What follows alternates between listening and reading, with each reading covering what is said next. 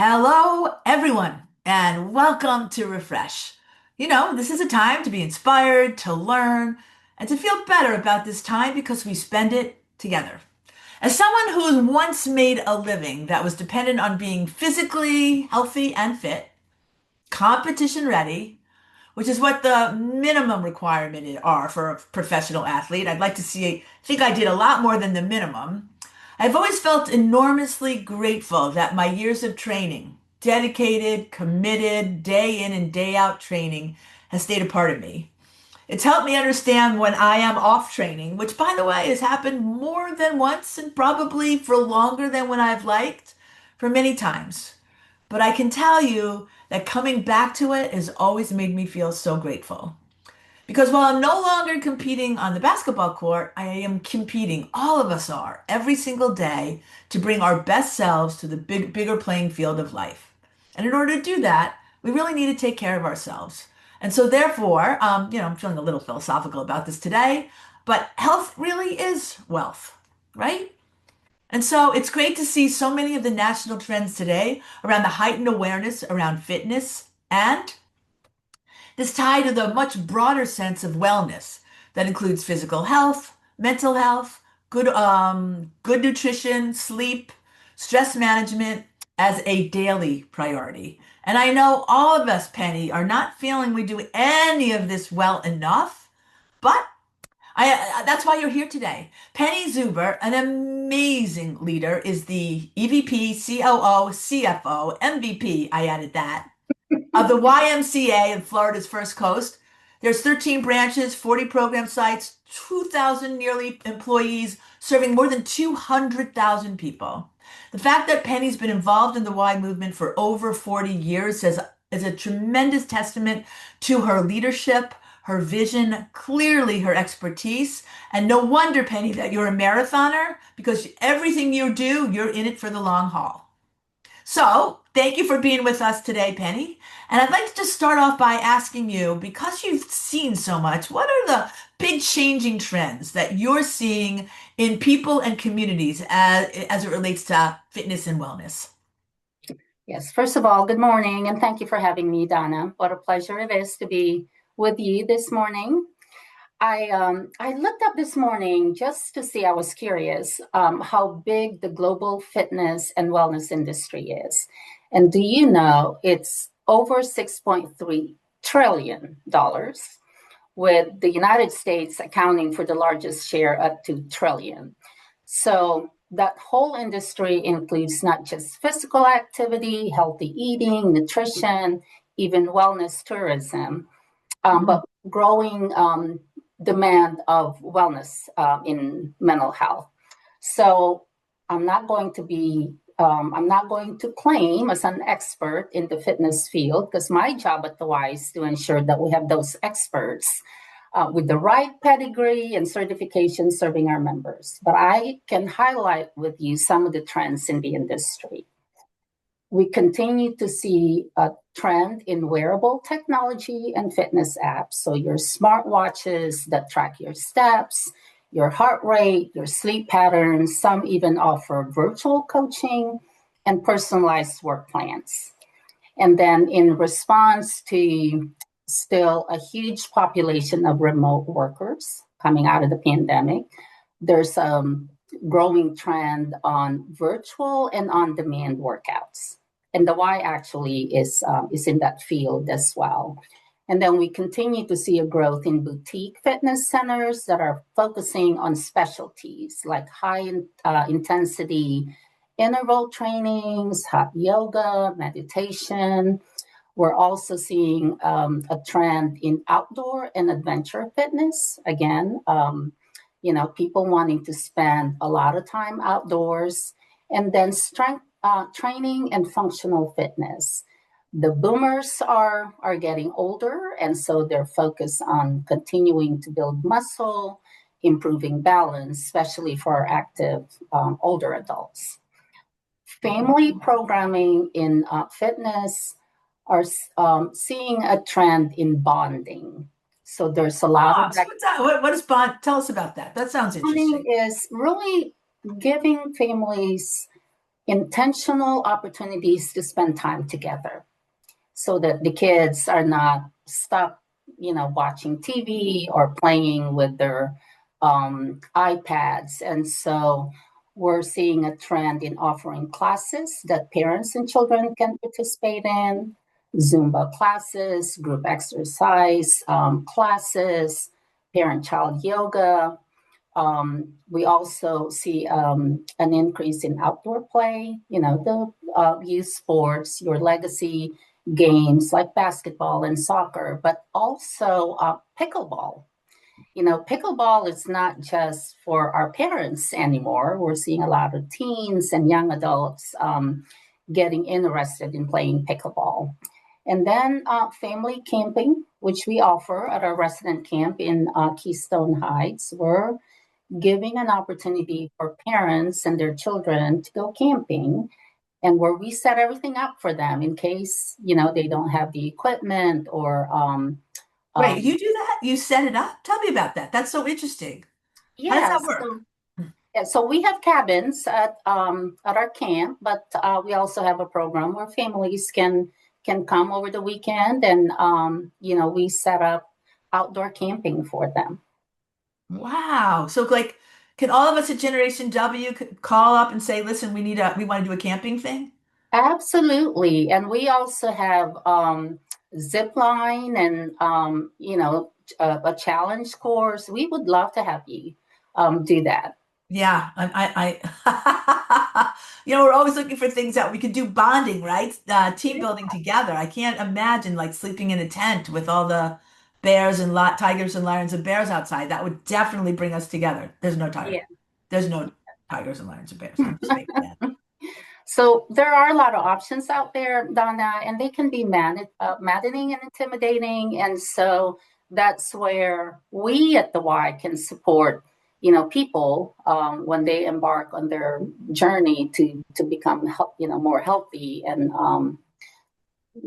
become better at managing their eating and their exercise habits. Sure. There's not many organizations. I think the Y, what was, you probably know this, what was founded in the 1840s or something like that.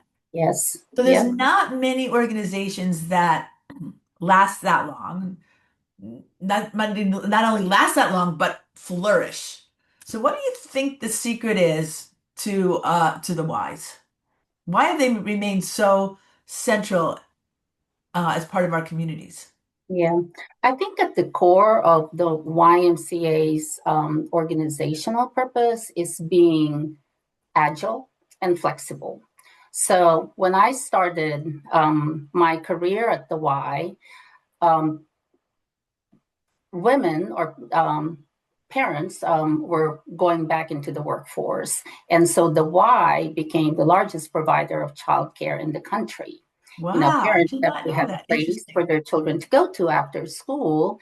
And to this day, we're still a large provider of childcare. Um, in the 70s, up to that time, YMCAs had dormitories, and the baby boomers started getting interested in, keeping themselves healthy. So a lot of YMCAs converted their dorms into fitness center. And so, today, a lot of the fitness needs involve activities that address mental health. And so the YMCA is getting into that space as well. I think it's just, the Y has a very close pulse to what the community needs. And it's flexible enough to regroup and adapt and, change our business model so that we continue to be an impactful member of the community. Right. I can see. It's funny. I used to, when I lived up in Manhattan, I lived next to the West Side Y. Yes. And me and my kids went there all the time. They had the dormitories. Obviously, in the city, there's a lot of hospital people that would come through and whatever. It was, and it was funny. It just had this great character to it. Like it wasn't an Equinox, and I thought that was a good thing at the time. I still do, right? I mean, it had its own flavor. It's been there, part of the community for such a long time. But you mentioned like when you began what jury? Tell us a little bit about Penny, right? You are, like I said, you're the initial lady. You're the EVP, COO, CFO. Again, I'm adding MVP. But tell us, when you started, I'm sure you didn't imagine that where you'd be, but what was it like when you started at the Y? Tell us your career path. Yeah, so indulge me and let me go back a few years before. I grew up in the Philippines, and my family moved here when I was a teenager. My parents instilled in us the value of education and achievement and reminded us every day that eventually we're going to move to the United States for a better life. Hmm. So I moved here when I was 16. I went straight to college. And a couple of years later, I found the YMCA. I was putting myself through school and I started working at the Y as an accounting assistant. Well, within a year and a half, my CFO moved to the YMCA in Louisville. Her name is Kay. She's my first mentor, and she recommended me to the CEO and said, "Penny can do my job." And so our CEO said, "Okay, let's give her a chance." And at 23, I was named the CFO for the YMCA. And Wow. It was like, did you have a background in finance? You said you went to college when you were 16. So was that your background? well, I went to college when I was 16 and Right. majored in finance. And so my degree is in finance. I was a senior in college waiting for my degree when I got promoted. Wow, that's amazing. Yeah.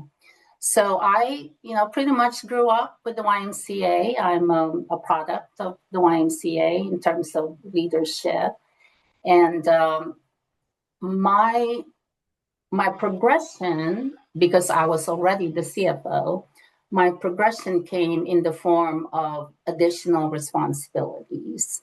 And so, in addition to finance, I was responsible for risk management, human resources, IT, facilities. And, every year that the Y grew, my responsibilities grew. And then about 14 years ago, when our CEO, Eric, Eric Mann, came to our YMCA, Eric saw something in me and asked me if I wanted to be in operations. And I like numbers, but don't really like accounting. And I've always been involved and interested in how the YMCA operates. And so I, jumped at the opportunity. Now, Eric had this crazy idea that I could be both CFO and COO. And so that's how, I got to be where I am today. That's okay. Now tell me in terms of leadership. What was Penny the leader at 23 like versus Penny the leader now? What kind of trends have you seen in leadership? Because there's a lot of employees, obviously. I assume you have multi generations of employees, like we all Mhm. do. So tell us. Yeah. So Penny at 23 was very driven and thought she knew where she was going. Why Aha. she, Penny at 23 thought she was in control of her life and her destiny. And today, I'm still driven. I'm still very much committed to success, but I now have a better understanding that I don't always know what's behind the wall. And all I can do is prepare for what lies ahead. But there are a couple of things that Penny at 23 possess and still values today. And that is that my leadership is grounded in humility and gratitude. And that goes back to being, from the Philippines, growing up we didn't have much. And so as I grew older and became more comfortable and being able to do things, I've never forgotten, what it's like to not have much. And so I just value everything with gratitude, and I just accept everything with humility.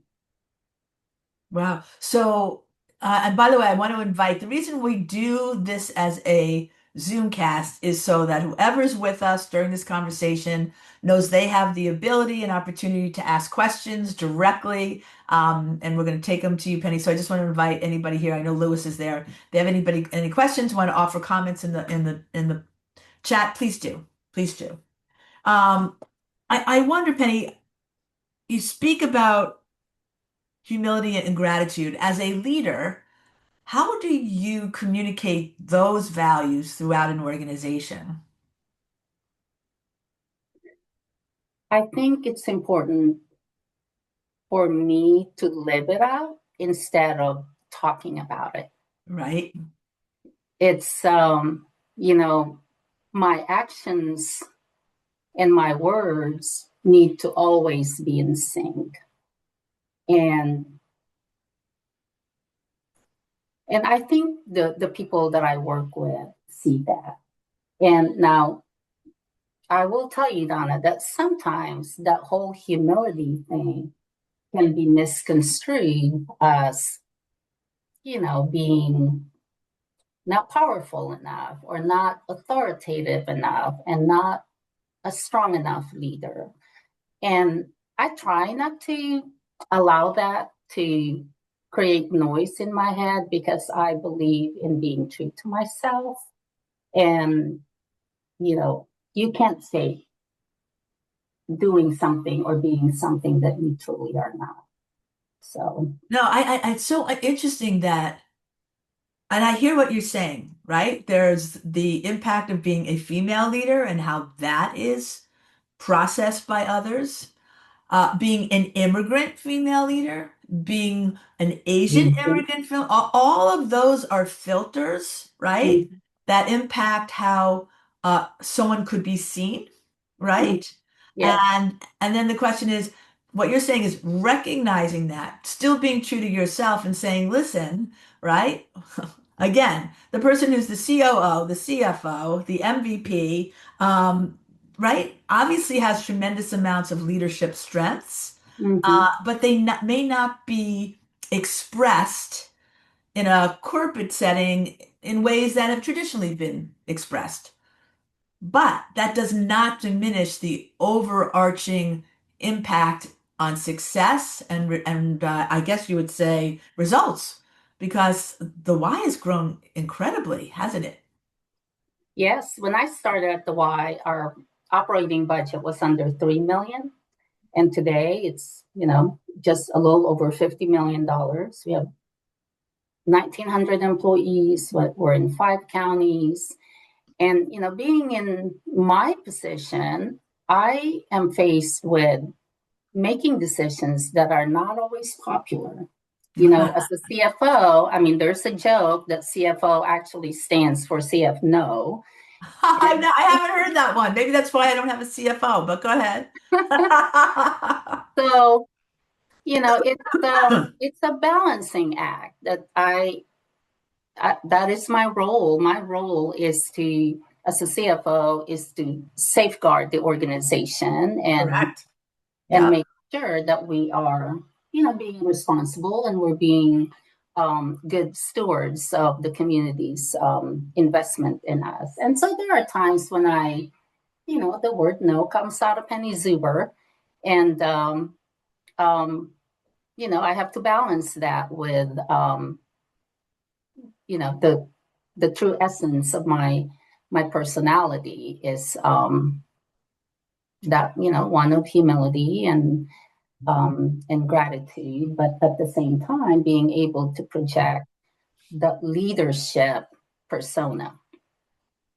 Uh-huh. That's right. That's exactly right. And doing the right thing, right? You never have to apologize for doing the right thing. No, I mean that's what I was hired to do, right? So Right. I have to carry out the responsibilities entrusted in me. Right. That's amazing. Let me ask you this. Moments of, like, as you look back, of pride, you say, okay, I've been down, I'm still going down, I'm still building. But when I think about this, it does make me smile and feel proud. Tell me again, what was the question? Just moments in your career that have made you proud. Oh my goodness. Well, being named CFO at at a very young age, and being named, given this dual responsibility, I believe I'm one of the first, if not the first, in the YMCA movement to have this, dual responsibility. And being able to build a YMCA, which was, the Riverside Y, the Winston YMCA and Riverside Avenue, you can work for many years in a YMCA and not experience, the joy, the challenge, the feeling of gratification of building a new YMCA. And so that was my first project, and I was involved from the design to construction and funding, and that was quite an accomplishment for me. Yeah, and I know that building's been hailed as a work of art, that it's really beautiful. People really love the experience of being in there, Yeah. because it is just so nice. Dr. Pat Baxter. I don't know if you two have ever met, but Oh Pat, my goodness, we are good friends. all right. She says you spoke of safeguarding an organization. What are your best practices for communicating those decisions? Oh, this is a good one. You know won't be popular. I know she does it with humility, Pat, but let's hear what she has to say. Well, there are just certain things that are non negotiable as a nonprofit organization. We are governed by a slew of rules and regulations from the IRS, from the Department of Labor, all sorts of things. So, some of those, I mean, I just say, I don't have a choice, right? So, that's how it's communicated. And then there Uh-huh. are things that are not governed by any of those government agencies, but governed by our commitment to provide a safe, welcoming environment to everyone who comes to the YMCA. So, for example, we require 2 lifeguards every single time that the pool is open. I will tell you, some YMCAs or even some pools in our community don't have that rule. And it may seem an insignificant thing, but that's a commitment to safety. That's a commitment that if you leave your child with us to learn how to swim, or if you come to the Y because you want to swim, that you are coming to a place where safety is a priority. So I hope I answered Dr. Baxter's question, but it's a lot of the things, like I said, are non-negotiables. We don't have a choice. But what happens when you do? Those are the hard ones, right? Yes, those are the hard ones. So the overriding question is always what is best for the YMCA? And we have to, there are all sorts of things that go into the decision making. Can we afford it? Will it be popular? Will the members accept it? But at the end of the day, we have to make decisions that are best for the organization because, like you said earlier, the Y has been around for a long time. And, this organization is on loan to me and to the leaders of the Y. And so all our decisions need to be made such that we are preserving the longevity and sustainability of the organization. Right. And that makes all the sense in the world. And I want to just welcome everybody to Refresh. We're here today with Penny Zuber, the COO, the CFO. I know I keep adding the MVP. I bet you like that. Don't you like I that? do. I'm going to Yeah. add that to, I'm going to ask the Y if I can add that to my title. And Make her EVP. like. I mean, I can't forget the EVP of the YMCA.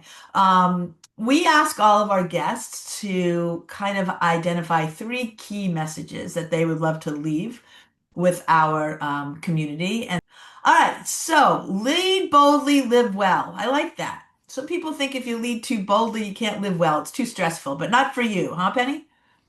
No, I think we can balance it. Uh-huh. Okay. So take us through your total wellness means the whole person. We talked a little bit about that, but if you can dig in a little more, I think we'd all appreciate it. Yeah, so, total wellness doesn't mean the absence of illness, right? Total wellness is acknowledging that as human beings, we are complicated creatures, and that when one dimension is neglected, our quality of life and our overall health are compromised. So we always have to focus on the three, on the triangle of mind, body, and spirit. So regarding the mind, we have we have a need for intellectual stimulation. We have a need for balance. We have a need for mental resilience. And so, how do we nurture that? Um, some people do meditation. Some people involve themselves in continuous learning. So, for example, I love to read, and I used to think that unless I'm reading a book that's not teaching me something, whether self improvement or professional growth, that I'm wasting my time. But I have discovered the joy of reading for the sake of reading, and I owe that to my husband. So that's nurturing your mind. The isolation from the pandemic has really put a huge focus on mental health. And so it's really important for us to recognize that there are different mental health conditions and that we as a society need to work together in eliminating the stigma associated with mental health so that people who are suffering from that will have will be encouraged and have the courage to seek help. And then for those of us who are around them, that we recognize the signs so that we can help them. So the Right. body, we talked about exercise, proper nutrition. The recommended exercise time is 150 minutes a week, which you might say, I don't have that. But if you say 30 minutes a day, that you can put it in smaller chunks, and that becomes more manageable. The one that I really place a lot of value on is spirit. It's spiritual wellness is about finding purpose, finding meaning and connection with other people, and it can be manifested through your faith or your personal values or your affinity for nature or just being part of a larger community. So, nurturing for me, nurturing your spirit comes in many forms. Again, it can be meditation, it can be doing acts of kindness, could be volunteering. The Y would be a perfect place for that.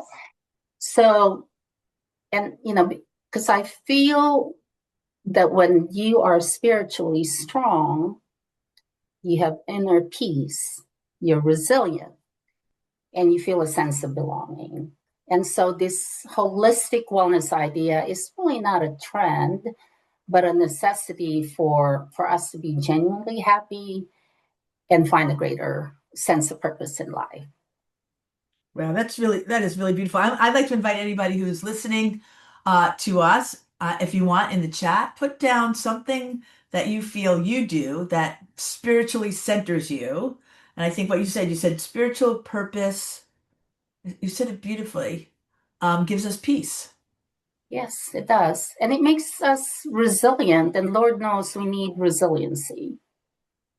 Yes, we do. Are you still seeing outcomes of the pandemic today? Are you still seeing kind of ways it's impact us in terms Yes, of? I'm seeing it in, the like the need for families to spend time together, or the need for, like, if you come to any of our YMCA's between 9 to 11, in the lobby, you will see our active older adults, and they are, just sitting around having coffee. They may work out for an hour, stay at the Y for 3, and because it's a place for us to be connected to other people. Right.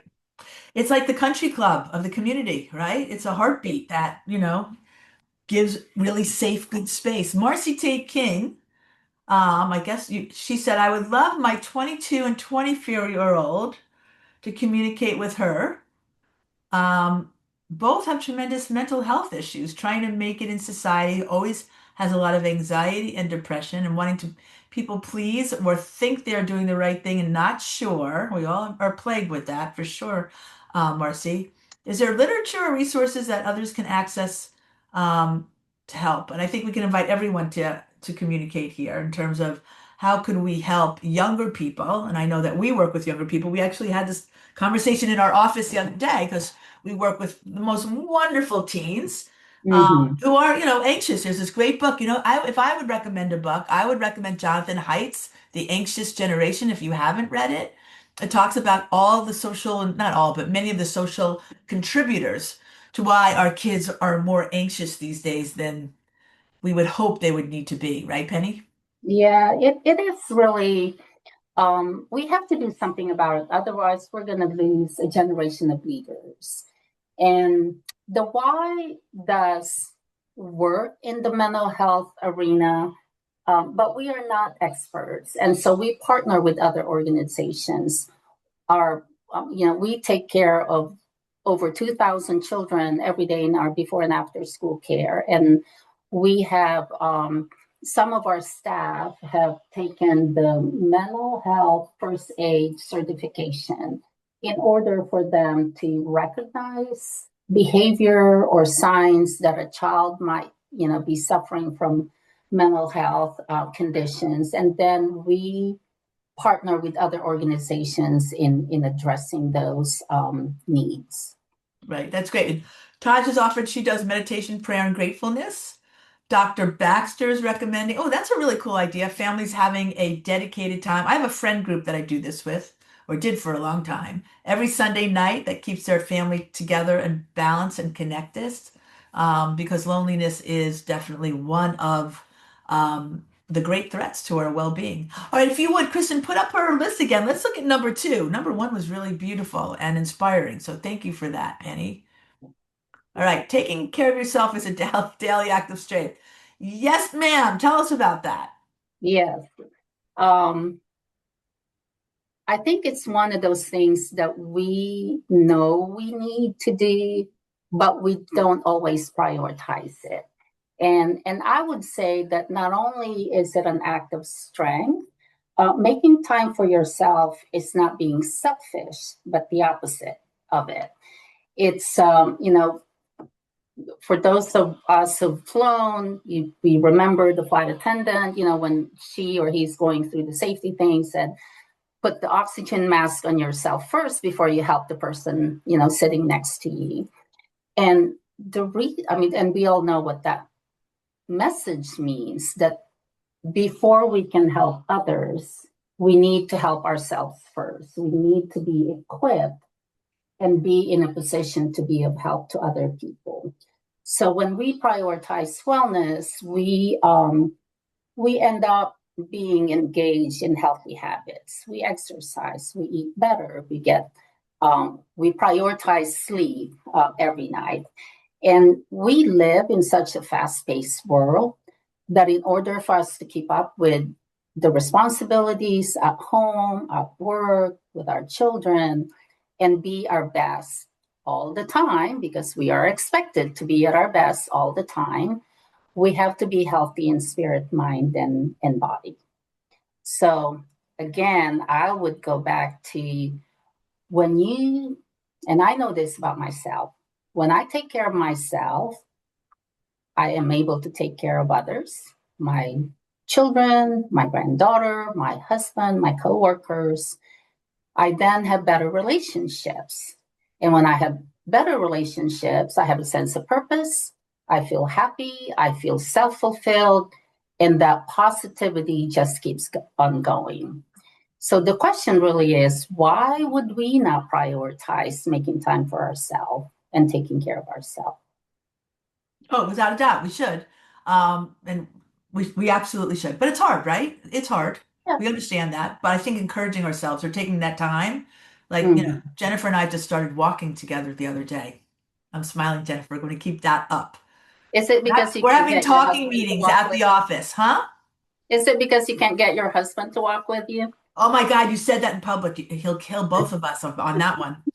Yes, probably so. No, because Jennifer and I like we want to be healthy, so we're doing it together. So we're holding ourselves accountable, and I think that's great. Okay, and then the last one, which I also think is pretty powerful. Okay, so we talked a lot about my journey as a leader, my background, um, some of the noise that get in the way. I'm a female, I'm an immigrant, I'm an Asian, and some of the stereotypes associated with those. And I will tell you that I try my best not to put that in my head.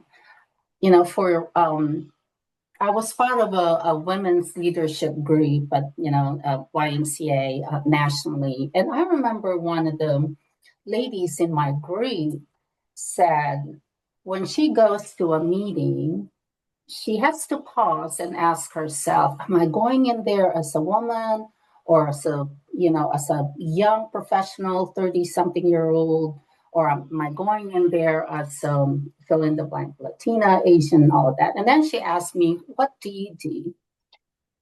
And I don't think she liked my response because my answer was, I don't. For years, I was not only the only female in any meetings at the YMCA, I was the only person of color. And if I dwelled on that, I would lose my concentration. And so I never thought about it. All of that's just unnecessary noise in my head. I go in there prepared with my numbers, with my report, anticipating any possible question they might ask of me. So that's the kind of leadership foundation, that I live by. One of my mottos that a lot of the people that I work with will recognize is I always say, find the path to yes. If I love somebody that. Yes. if Mhm. somebody said, "Oh, I can't do that because we can't afford it, or we don't have the place for it, or we may not have people be interested, or risk management will say no," I always say, "Let's find the path to yes." And we have done many things at the YMCA because we define no as an answer. So, you know, if there's not a seat at the table, then let's build the table. Ooh. Ooh. So are you still table building is my question to you. I think as a leader, we're always going to be table building. There's going to be a different shape of table to build, or a bigger table to build, or a higher table to build. Uh-huh. I like it. I like it. It reminds me of the story about the cathedral. Are we, what are we doing? What are we in service of? Right? And obviously, you're reminding us that we're always in service with humility and gratitude, right? And that we're always looking to find the path to yes. Yes. I so appreciate those are my notes here, Penny. I want to thank you. Before we leave you, I would like to throw out two things. One, on the 22nd of this month, our series with WJXT, the Refresh series, will continue with the amazing Cynthia James, who was on our WNBA, oh my gosh, on our Generation W stage 2 years ago, I believe. She had soulful singing, passionate wisdom. She has a new book. She's a sought after radio guest. So she'll be on the WJXT live stream on the 22nd. And then just keeping front and center for all of you. And we expect to see you, Penny, and a lot of your Y colleagues at Generation W this year. I think a lot of the values you hold dear is the values that are part and parcel of our community. On March 27th, our theme this year is impact. It's 15 years. And when we thought of our theme, we're like, okay, in a sense, Penny, we're asking ourselves, what tables are we continuing to build and what have we built and what can we continue to do? And I think in life, you talked about, in terms of spiritual purpose gives us peace. This work does have a spiritual center because it is about elevating others. So March 27th will be a grand celebration at UNF. If you can't be with us, there's always the virtual stream, but we really want to get all of us together, hand in hand, heart to heart, for a really wonderful Generation W experience. Penny, I want to thank you so much for all you do and for being with us today at Refresh. Thank you, everyone. We'll see you next time. Take Thank care. you for having me. Bye, Of everyone. course, of course.